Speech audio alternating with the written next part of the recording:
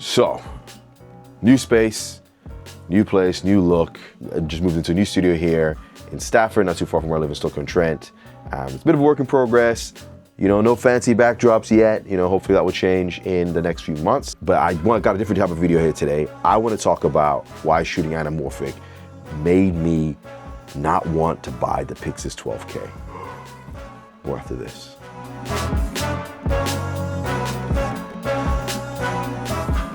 So the last few months, my friends from Pro AV have lent me the Pavo Anamorphics from DZO that I used on my short film 7x7 back in 2024, shot by my friend and DP, Ben Halford. I've been thinking about the look, I've been thinking about those lenses, and I've tried and tried to find different alternatives, but something kept gravitating me back to them.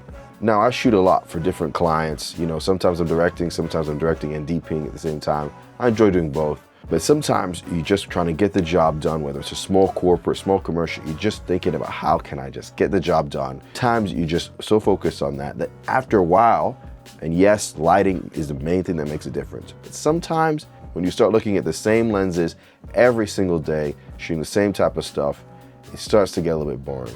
So I wanted to mix it up, and I talked to my friends from Pro AV and I said, look, I know I've reviewed them already, but can I get the Pavos again? I just want to shoot a couple of few projects on them. So throughout the summer, I've had various projects where I've got the Pavos and I've been able to put them in front of the Pyxis and the Infinity Mavo Edge in both a documentary and some commercials and a short film that I shot recently. Now, for me, I don't normally shoot my documentaries, branded content. I don't normally shoot them and on primes. I'm always going with zooms. I'm always making sure I got my coverage. You don't have time to change lens, but sometimes, you know, it can get a bit boring. So even you shoot in one style for 10, 12, 13 years, so you're trying to mix it up. And shooting on a prime, shooting on primes and anamorphics is something I've wanted to do for a while.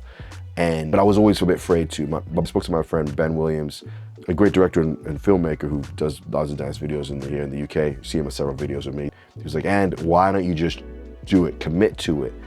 I had a couple of smaller projects coming up and let me just try doing that. So got the Pavos out and was able to shoot this horse documentary that was quite fun for Khadija Mella. It's gonna be coming out soon. Maybe some bigger things coming on that. I don't know for sure yet. The main thing I felt is that shooting primes changes how you shoot a documentary. In my opinion, I became more immersed in what was happening. You know, sometimes that's dangerous because you get too close to the action with horses or moving cars. You could actually be in a dangerous situation, so you gotta be careful.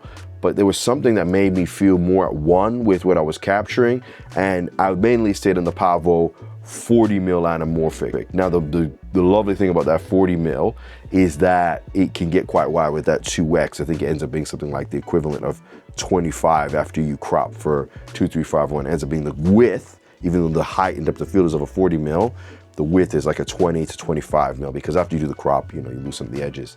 But the lovely thing about these lenses is that you can use them on full frame. You have to do a little bit of work around in post. What I found is that shooting in the 6x5 mode on either the Pyxis 6K or the Mavo Edge 6K, and both of these are full frame 6x5 modes, you just need to frame for maybe 5% safe area, because it will vignette, you'll see it, but don't be afraid of that.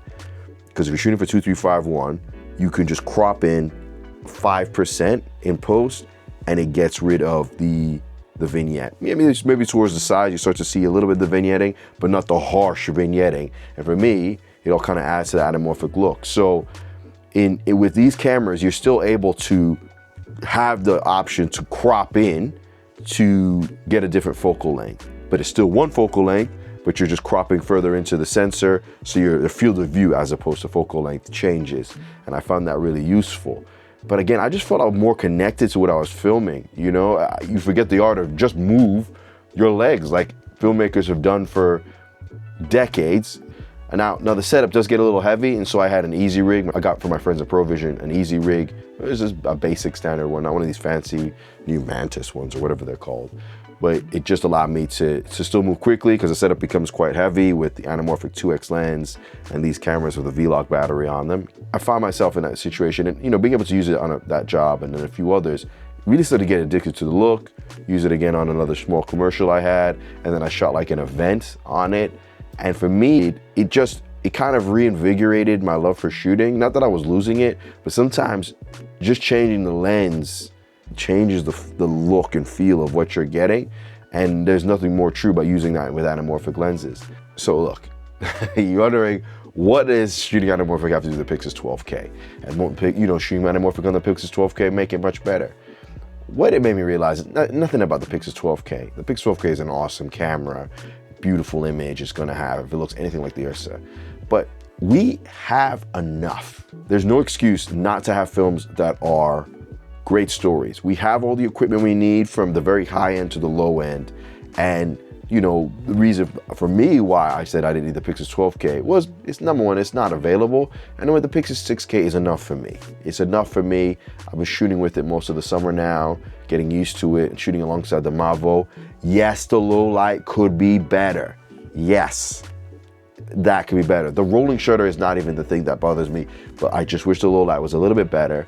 But when you're constantly chasing specs, I think sometimes it distracts you from why you really love this. Look, I love the camera space on YouTube. There's a lot of interesting communities, but sometimes we get so caught up on specs that we're missing the point of why we even want to do this.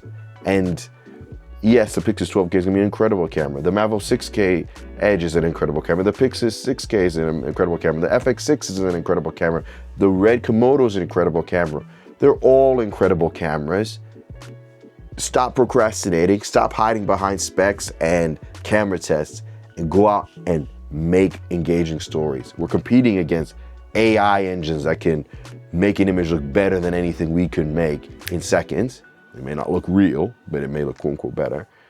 Go out and make the stories, go and take a risk. And that's what I felt this one made me realize, because putting those anamorphic lenses on the camera, and it was like, this is a camera I own and it cost me 2,000 pounds. Yes, the Pyxis 12K is gonna be an awesome camera, but using the Pavos and seeing the difference it made to the image on the Pyxis 6K reminded me that it's better to invest in lenses than buying new camera bodies. The Pavos look incredible, and you can check out the Pavos and other lenses on my friends from ProAV's website on the link below. They're the best retailer in the UK, and they have tons of different types of lenses, anamorphic, non-anamorphic, zooms, stills, cinema, what have you. So check them out, and I'm sure you'll find something that's gonna give you the look you want. Right, that's enough of me talking. Leave in the comment below, what's some of the things you've done to get yourself out of a rut, or to try something different, or to change your perspective on how you shoot? Tell me some of the things you've done. Let me know in the comments, and yeah, looking forward to engaging with you guys. But until then, remember, get out there and stay shooting.